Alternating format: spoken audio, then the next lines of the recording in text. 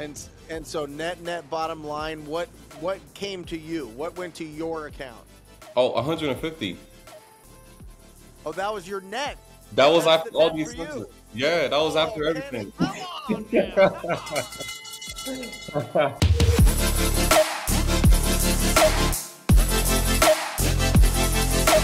One of my favorite strategies for wholesaling real estate is one that is often overlooked because I think that there's a lot of mystery to it. I think there's a lot of uncertainty when it comes to this type of real estate. But we're going to cut through all the fog. We're going to make sure that you understand how to go after these deals. And the best way to do that is to share the story of an incredible wholesaler who lives in Houston, Texas. He's grew up in Maryland, but originally was born in Cameroon and immigrated here when he was 9. And it's an incredible story, and I think it's going to really show you the potential of going after these type of properties. And so I'd like to introduce Kenny Camdoon to the Wholesaling Inc. podcast. Welcome, Kenny. How are you? Thank you, Brent. I'm super excited to be on. I'm doing great, feeling happy, feeling great. It's a great day. Listen, the last couple years, you've done 50 of these deals, and what we're talking about is vacant land, right? These are the type of deals that you like doing. Some of them are smaller deals, but some of them are massive deals, and we'll certainly break all of that down. But what got you into real estate? What started you on this path, on this journey of being a real estate entrepreneur? That's a great question. When I graduated high school, I didn't really know quite well what I wanted to do. I knew that I wanted to make money, and I knew I wanted to make a lot of money. And so I was going into like majors that will pay a lot, such as like the cardiologists, surgeons, and all that good stuff. And while I was in school, I realized that, man, it's going to take a long time just to test six figures.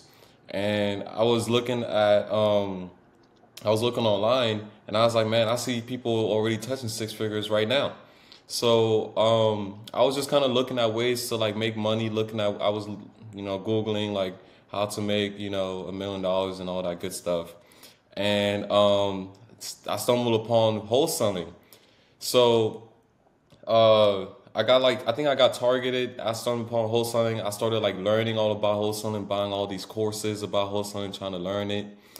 Just mastered just to get the overall concept, because somebody was telling me that I can make six figures in a year without having to go to school, without needing money, without needing, skills or expertise or any of that. So I was curious. And so I believed it because I seen them doing it. So I was like, well, I mean, if they can do it, I'm pretty sure that it's possible. So that's when I really started going, full time into real estate. I even quit school because I figured like this was the path that I was going to take, and there was just nothing else that I just really wanted to do. So that's why I quit school and went full time into entrepreneurship. I love it. You said that when you were in high school, you discovered that you wanted to make a lot of money.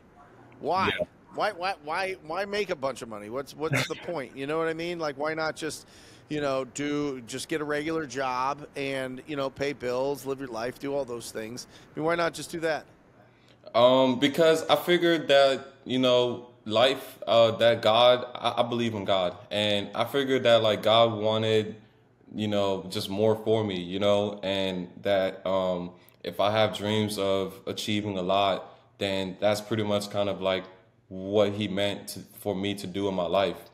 And and if I was to just not do it, I just, at the time I was thinking, man, I don't want to look back at my life when I'm dying and say I wish this is what I did, and so that was kind of like just a powerful outlook that I took into consideration, and I told myself that while I'm here, I'm just gonna do everything that I want to do so that I don't leave this world with any regrets. I love it. And so you go and you do some research, you're Googling, you find some courses, you get in some people's funnels, you buy some stuff, you get the education. What's like the first thing you do? You know what I mean? Like, do you remember going back, because you had started in 2018 on this journey, and it really took you about like a year and a half to really start getting going, and then 2020 you go into this business full time, which is amazing. But what's the first thing that you do? You know what I mean? Like, how do you break out of the education loop? And maybe that'll help some people that are maybe stuck in that are listening or watching. I was sold on you always have to take action. I was sold on I think Cody he's also part of Wholesaling Inc. and he says progress over perfection, right? So I was sold. And I think it's like take massive imperfect action. So I was sold on that, and I realized that, for me to really like to see if it worked for me, I have to actually do the work. I have to take into action. So when I bought that first course, the course had like action steps that I needed to take. And so like every single time I would take those action steps, whether I had to create the LLC, I would do it. Whether I had to, do any kind of marketing, I would do it. Free, paid. I started at the free, and I even started by like printing out these small like flyers that says that we buy houses, and the bandit signs. And then I also had like on my car, I printed out this tag, this metallic tag that I can place on my car that says that I buy houses. Kind of just like to do any kind of like marketing that I could to get the deal. But to answer your question overall, to just like for me to take action, I just realized that like nobody was going to do it for me. I had to do it. I had to take the action, and then that's kind of what made me want to, keep taking action. I love it. Did it work? Were you getting calls from the signs in your car and the bandit signs and the flyers that you were putting out? I definitely got calls from the bandit signs. That was really what. So when I started in 2018, after I took that course, I literally like was taking action the whole time. So I was doing bandit signs, and I was trying to do it like the cheapest way possible, right? So bandit signs isn't that expensive, and then also cold calling wasn't that expensive.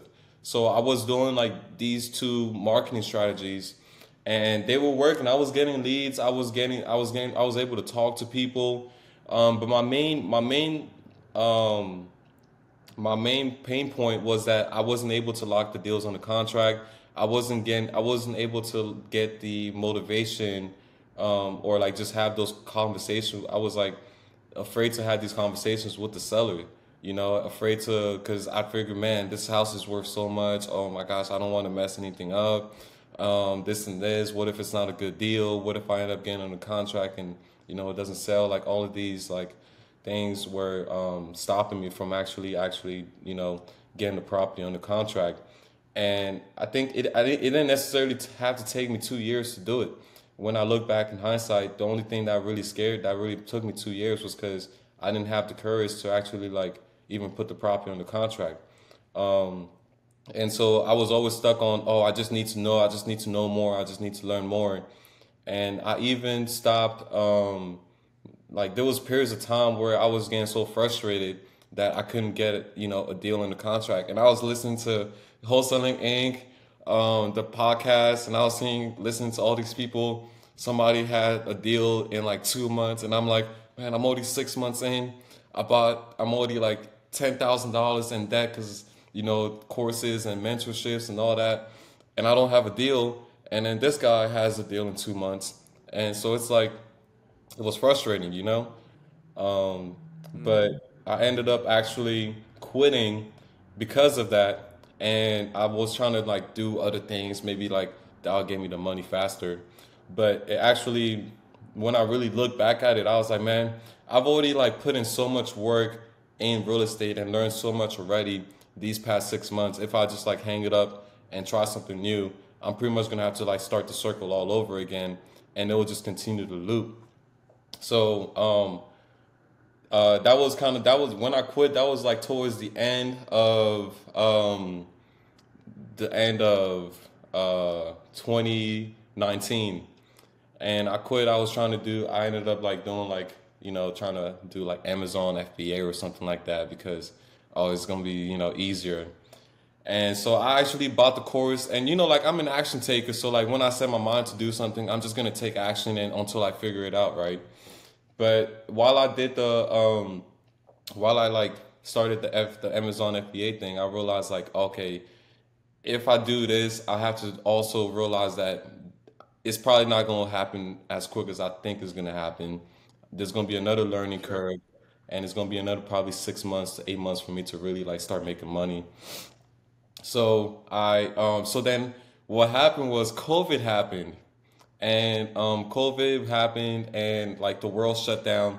So I had already bought like the stuff that I wanted to order and everything, and they were pretty much like making it, and it was supposed to be like on the way. And then when COVID happened, everything shut down, and I ended up just realizing I'm like, man, like why don't this is probably like a reason for me to keep going in real estate, right? So I took that as a reason for me to keep going in real estate. I told what at the order, I told him to cancel it, and it was like 3 grand, and then I was like, all right, cancel it. They were like, all right, we're only gonna give you half your money back. I said, all right, this is gonna be an L that I'm gonna take, but it's gonna be worth it, right? So I got back to 1,500, and then I was like, this is gonna I'm gonna try real estate one more time, and so I put that money back into real estate, and it was with that. Because I was doing cold calling, and it was with that list of that batch that I cold called, and that was cold calling, that I actually ended up getting my first deal. So it was a pretty like tough journey, man. Full of ups and downs, and it was just incredible. I had to just find every single reason that I could to stay motivated, stay inspired, and just to stick it through, and it just worked out really well. So the second time around that you were marketing and calling property owners and getting to the point where you were negotiating with them, what changed from the first time? Because the first time it sounded like paralysis by analysis probably crept in and was really stopping you from being confident with your offers or putting the properties under contract. So what was different the second time? Was it just a lay down that gave you like a proof of concept and you're like, this is a no-brainer? Or did you run it by somebody? Did you have somebody that you could bounce it off of to make sure it was a real deal? Because this is common, Kenny. I mean, I think that you're speaking with so much truth and so much commonality to a lot of people that are starting out. Because it's okay if they tell me no. The scary part is when they tell me yes, I do want to sell my property. Then what do? I don't want to screw this up. I don't want to disappoint them. I don't want to feel like I'm being fake. I don't want to have imposter syndrome. I don't want to go through this whole process and not be able to really be of service to these property owners. So what changed to get your first deal done? So what changed was like in between the year of 2019, I actually went into sales. So I figured that like sales would be one of the skills that I would need to actually better myself, and just being able to sell things. So I figured that was what I was lacking. So I went into sales, and I was selling cars, and I mastered my sales skills because I rose to the top 3% of car salesmen at the dealership that I was at. So I realized, like, man, if anything, like, I'm able to help people get what they want, you know? That's kind of what sales taught me, and it taught me the right communication styles, the way that I can convey myself to people, to get them to trust me, to get them to, understand that what I'm trying to do. So the second time around, I had that kind of skill set. So I was talking. So how it happened was I cold called the guy. It was like an older gentleman, And I was actually, I was actually in my office while I was like where I was selling the cars, because I was like working and then also doing real estate in my office. So I was cold calling the dude, and I called him, and I was calling him about a house that he owned, and he said that, oh, nah, he's not interested in selling that one. Um, and then I was like, oh, okay, well, do you have any other like properties that, you might be just interested in getting rid of? Doesn't matter, just let me know. And he was like, well, I don't know if you buy these, but I have this piece of land that I'm looking to get rid of. And once he like told me that he was like looking to get rid of, I was like, oh my gosh, like that's like the motivational language, that like, you know. So I took it like, oh my, I was like, man, this guy's really motivated. And then I asked him, I was like, well, why are you looking to get rid of it? And he told me like the story of, he has his wife has some issues and then just need the money, and he hasn't used the land. He hasn't even been to the land since he owned it. So I was like, well, I guess, um, what would you be looking to sell it for? At this time, I didn't even know like what I didn't know like what to ask the questions about the land. I wasn't looking into land. I was looking straight into houses. So I didn't know anything about land and what I needed to know. And so I was just asking him like I just asked him, well, what is he looking to get for it? And he kept on saying, make me an offer, make me an offer, make me an offer. And I didn't know what offer to make him, so I told him I'd give him a call back. And so I went into like research mode. I was like, oh, what do I need to know before buying land and all of that good stuff. And they were just giving, like, I was just researching everything that I need to know about land. And I think I seen this one video. This guy, he was like, if you're gonna buy land, just make sure that it's like very, very cheap. And he was like, offer like 10% of what the regular price is. And I was like, damn, 10%? That's kind of low. So I went back to the seller, and I was like, um, I offered like, I think it was like half of the assessed value. So it was like assessed at like 80. Oh no, it was assessed around like 80. I think I offered like 30, you know. And he like immediately accepted it. And I was like, oh shit. I mean, I didn't know, I don't know if I can curse, but I was like, oh man, like this is like, you know, he accepted my offer. Like, what do I do? Is it like, that was like when I was kind of like worried. Like even after he accepted it, I was like still like still thinking like, man, like is this a good deal? Like, you know what I'm saying? Like I was still like questioning the deal and what to do even after, because I don't have any land buyers. So I just I just decided, say, hey, screw it. I'm gonna just get on the contract and at least try to do what I need to do to sell the property. I'm gonna do everything I possibly can to sell it, and I put my mind on that. And so I put it under contract, and I went to my contacts that I talked to when I was in real estate who were like home buyers. I sent it out to all of them. A couple of them were interested, but then they reached out to me. They were like, "Oh, it's kind of like non-buildable because of like you need to meet certain building requirements in that area." So I just figured that, oh, okay, well, this is just useless land. But then there was like this one dude who reached out to me, and he said that because I put it on Facebook Marketplace, and he reached out to me, and he was like, "Hey, he's interested." I had it on a contract for 33, and he said that at 25 he would, I think, he said at 27 he would buy it. And so I said, well, okay, I don't know if that's going to work, but I'm going to go back to the seller. I'm going to see, if that's something that we can make happen. So I went back to the seller and I told him, hey, look, if we can do 25, because I told him that, the land was not buildable like I thought it was, but my buyer said that if we can be at 25, then we can make it work. And he said, okay, sure, we can. He said, I'm gonna talk to my wife, and I was like, okay, let me know. And then he came back and he said, okay, we'll accept your offer. And I was like excited. I was like, what? I was like, wait, he accepted my offer? And so I was like, okay, so I got it on the contract. And the buyer was at 27, but I tried to see if he can do a little bit more. He went up $500 more, and I was like, okay, well, that's great. And so I locked it up for 27.5 with the buyer. And then went to put at the title company, and they like closed they closed the deal, and I got 2500.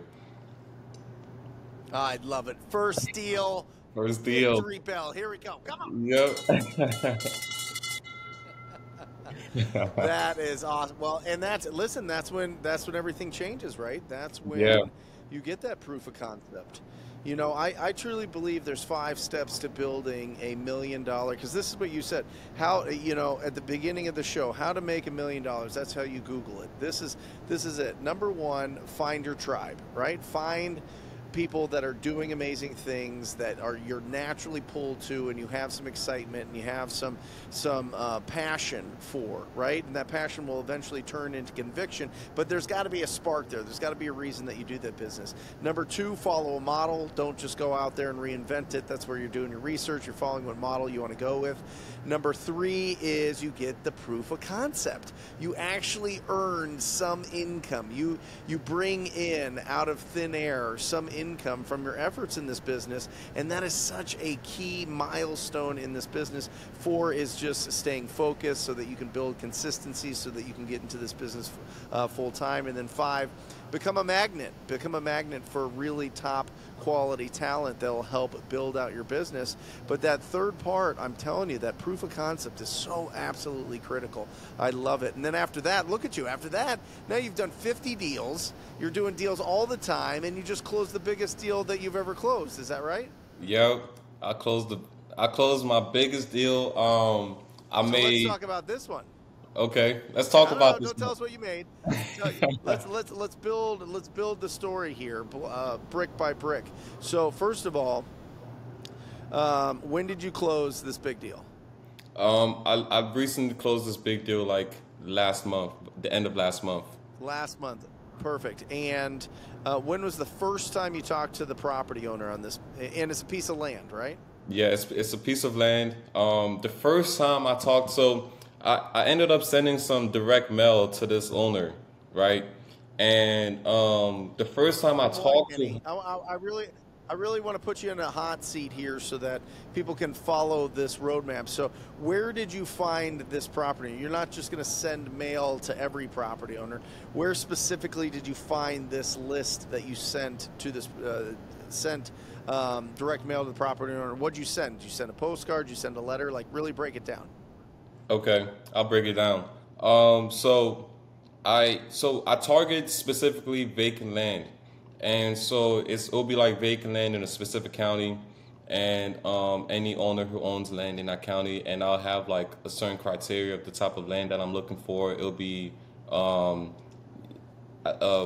quarter acre all the way up to like 20 acres, in that specific county. So I targeted this guy, and he responded to. I found him on PropStream. That's where I got my list, and then I sent those owners the mail, and he responded to my mail, and I think that was like in 2021. I talked to him the first time I talked to him. Awesome. So you get a list from PropStream, vacant land between a quarter acre and 20 acres. And do you put length of ownership? Do you want them to own these properties for a while? Do they have to be zoned anything specific? Residential, commercial, industrial, agriculture? What are they zoned, and length of ownership? Oh, okay. So yeah, residential. I target residential only, and length of ownership. When you start, I would definitely say go at least 5 years or more.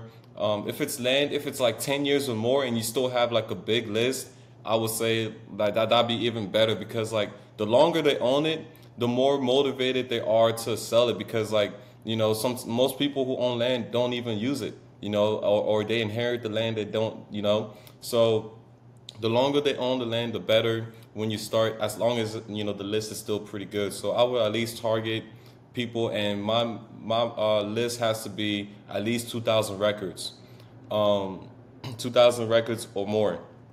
And so once it matches that, I go ahead and I send them direct mail, and, it's going to. Postcard, letter, what do you send? It's gonna be just a letter, and pretty much is gonna say, hey, I know you own this. I see this is a piece of property that you may own. We're an investment firm that focuses on just buying raw land. If you're interested in selling the property, give me a call, and here's my number, right?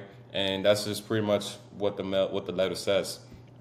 Um, What so company do you use to send your mail? at the beginning, I was using it was like this. I think I would use IT mail, LPG mail or something like that. Or and then now I use my postcard mania, and they've been the one that I've been using for a long time. But for them, it's only better My if you're gonna postcard mania. Awesome.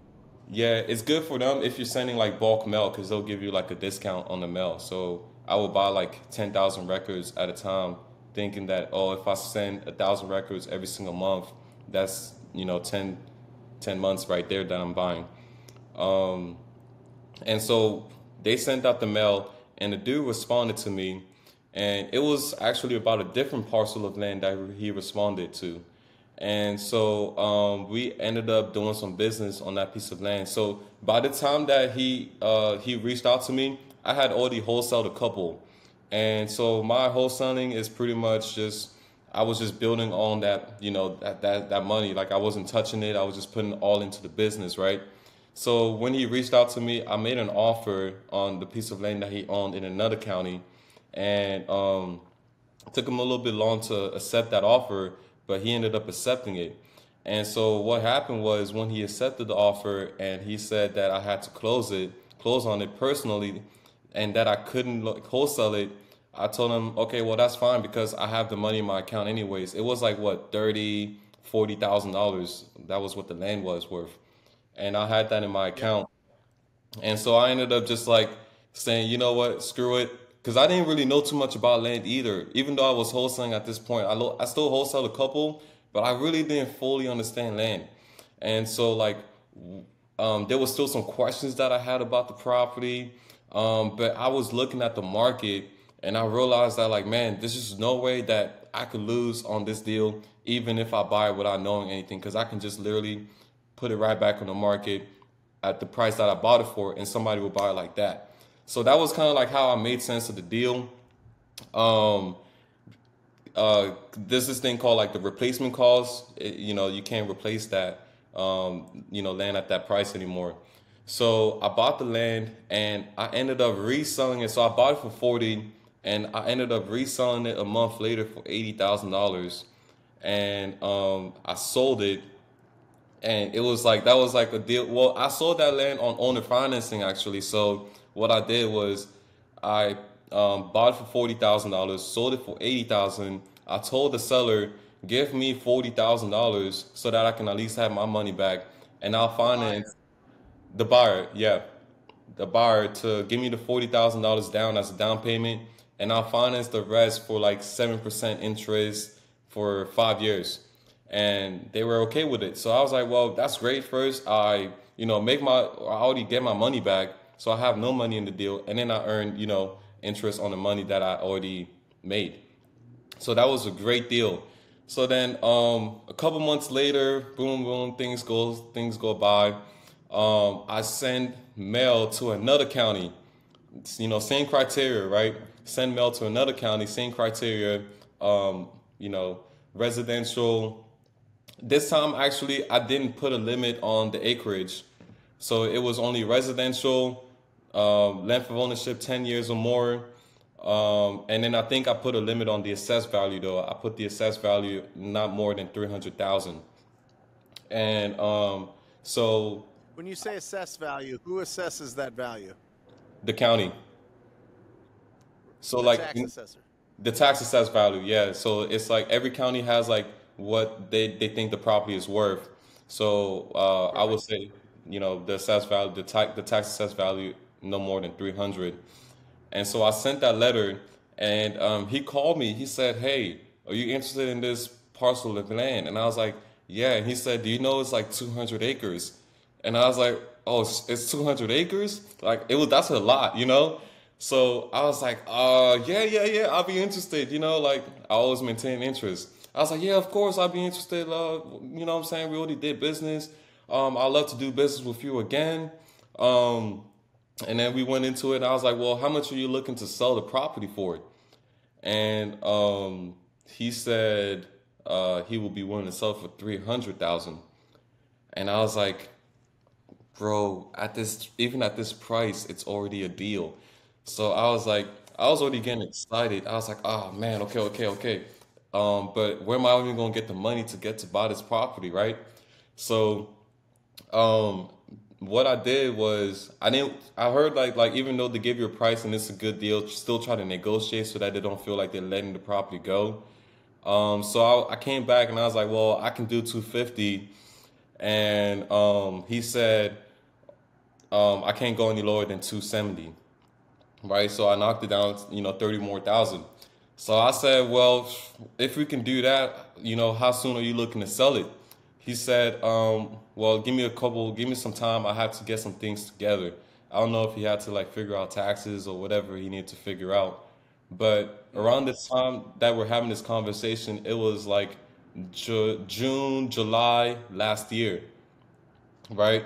So he told me give me a couple times. So I've been following up with him for a couple months. Every single month or every single 2 weeks, I'll be reaching out to him. I'm like, hey, are we still good to go? Is there any questions? Like, where are we on this deal? Just like these little follow ups like that. And he said, meet me at the So real property. quick, Kenny, he wanted 270. Did you give him an offer and he just didn't accept it yet? No, he wanted 300 at first. I offered Right, 250 and right. he came back at 270. And did you get a contract then under? Well, Did you put it under contract at 270? I told him, well, if we can do that, how soon is he willing to move forward? And so that's when he wanted to, take his time. But Got it. that's ultimately what I ended up getting a contract for, though. So finally, the beginning of this year, I reach out to him. I'm saying, hey, how are we looking like on this deal? He says, okay, in 2 weeks we should be good to go. So I'm already getting excited. I'm like, 2 weeks, we're gonna get this contract, and I'm already like doing the math. Like I'm looking at comps in the area, talking to my realtor, saying, hey, is this gonna work? Talking to another realtor, hey, what do you think this is gonna sell for? Because it's a big parcel and I wanted to get my like numbers down to the T. And like every single math equation that I did, I knew that I could at least sell the property for worst case scenario $400,000, right? And we're already at like 270. So I was like, man, worst case scenario, I'm at least making six figures on this deal. Um, so I ended up getting the property under contract and put my earnest money deposit so that everything he knows that things are serious. And I take my contract and I go to my realtor. I said, "Hey, could we sell it for this price?" And he's like, "Oh yeah, for sure." Like he was just like way confident about it. So I was like, "Oh well, okay." So I have it on a contract with the seller. I give my realtor, um, the property. I'm saying, hey, if you can find a buyer for me for 450, we'll be good to go. We'll settle on this, no problem. Well, from day one that I got the contract with the seller, on the day 15, my realtor already had the buyer. The buyer came at he offered 440. And I was like, well, no. I mean, if he's already that close to my asking price, this is like a piece of land that doesn't really come often. So tell him, 450, we're good to go. And so my realtor says, okay, I'll try to do that. My realtor comes back the next day. He says, we're good to go at 450. And I'm like super excited. Like I'm happy. So we go ahead and we sign a contract like an A to B. I have the contract with the seller and then I have a contract with the buyer. And I realized that I can't assign this contract, even though like I didn't have to like put money in it. I can't assign it because it's just the assignment fee is just way too big. So I ended up actually double closing on the property, and we sold on the deal, and everything went great. and we actually ended up making $149,000 on the property. $60 away from $150,000 actually on that deal. So it was just it was a Hundred crazy and deal. I'm gonna round it up. I'm gonna round it up to $150,000. What did you? Yeah. How much of that did you have to give to the agent? Just their commission? Um. Well, yeah, I had to give because I had to give the commission. I had to do the double close fee, and there was like some like other expenses that I incurred. So I think overall I probably gave away like 50 or something like that. And so net bottom line, what came to you? What went to your account? Oh, 150. Oh, that was your net. That was That's after the all net the for you. expenses. Yeah, that was Oh, after Kenny, everything. come on now. Come on. How did that feel? Oh, bro, I mean, it's Brent, it's unbelievable. Like, I still wake up today in disbelief. I'm like, I look at my bank account, I'm like, man, it's still there. Like, Yeah. it's crazy. It's crazy. It's But it's, amazing from one conversation with a property owner. You know yeah, what I mean? That's the beauty of this business. This is why when people Google how to become, how to make $1 million, how to become wealthy, how to be rich, how to start a business, real estate keeps popping up because you're one conversation away from an unbelievable opportunity. And it's yeah, probably not going to happen in your first year. It probably won't happen in your second year. But as you start recognizing potential, that's the levels to this game. That's what's so exciting about this game is no matter how long you're in it, there's always going to be a level higher that you can grow to. And growth is really what fulfillment's all about. I mean, we can have achievements, and that's fantastic. We can get those checks, and we can get them into our account, and it changes our life, and it changes our brain, and everything is great. But just the knowing that real estate is the vehicle that we can constantly challenge and grow ourselves in is just unbelievable. And you just knocked it up to a different level. Then no way you could have closed that deal in your first year. No way you could have done it when you had the fear of making the offer and the fear of negotiating and didn't really have the experience that you have now. And the fact $150,000 net bottom line, Kenny. yeah, That is, I'm so happy for you. I am so unbelievably happy for you. That is, I mean, that's incredible. It's so inspiring. It's just, I'm just telling you, this business is the best, and those type of yeah, deals it just shows you the potential of being really good at this and building the skills of yeah. communication, the skills of valuing properties, the skills of building a network of people that can recognize a deal and say, oh yeah. Yeah, I've got some buyers for that, or I am the buyer for that. Hmm. Absolutely incredible. $150,000, dude. Dude, Incredible. So um, what now, Kenny? Are you? I mean, all these deals that you've done are land. Are you going to keep doing this? Keep pouring it on? Keep expanding the business? What does it look like? yeah, because I wanted to also touch base on what you meant by like what when you said specializing in growth. Um, the thing is that like for me, I never thought that I would be in land when I started trying to wholesale houses. I never even thought like land was like a thing, you know. And I didn't think that Yep. people you can make a good amount of money like wholesaling land. I never knew that. It wasn't until like I actually did my first deal that I was like, okay, well there are people out there buying land, you know, and there are people who will buy land even if it's not buildable. There are people who will buy land for just like various reasons, you know. The biggest deal that I've ever made, well, that was the biggest deal I've ever made, but I also made another deal where the land was not buildable and there was still people buying it. So it's like the more you know about like a specific subject and the more you know about like that area of expertise.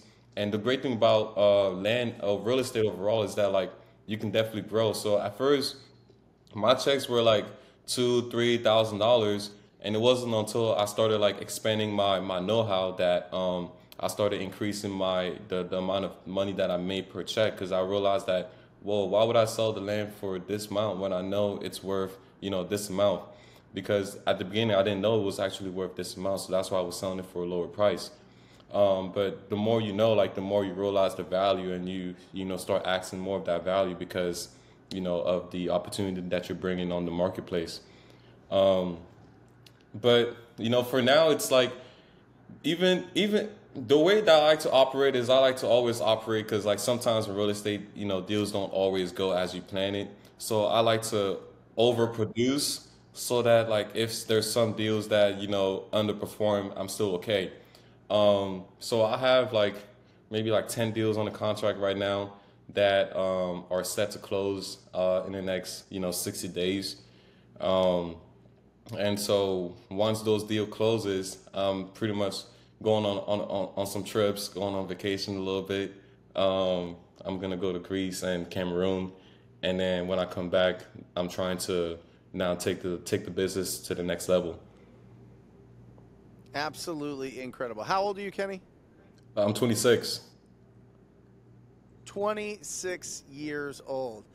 I mean, Yep. by the time you're 30, your business is going to be bananas. It's going to Yeah. be absolutely bananas. And I mean, wow, the momentum is with you, brother. How can people get a hold of you? If people want to reach out to you and they want to connect with you, or they want to learn more about land and what you do, or they just, you know, they really connect with you. Maybe they immigrated to this country as well, or maybe they're from Maryland or Cameroon, or they just want to be in your world. How do they connect with you?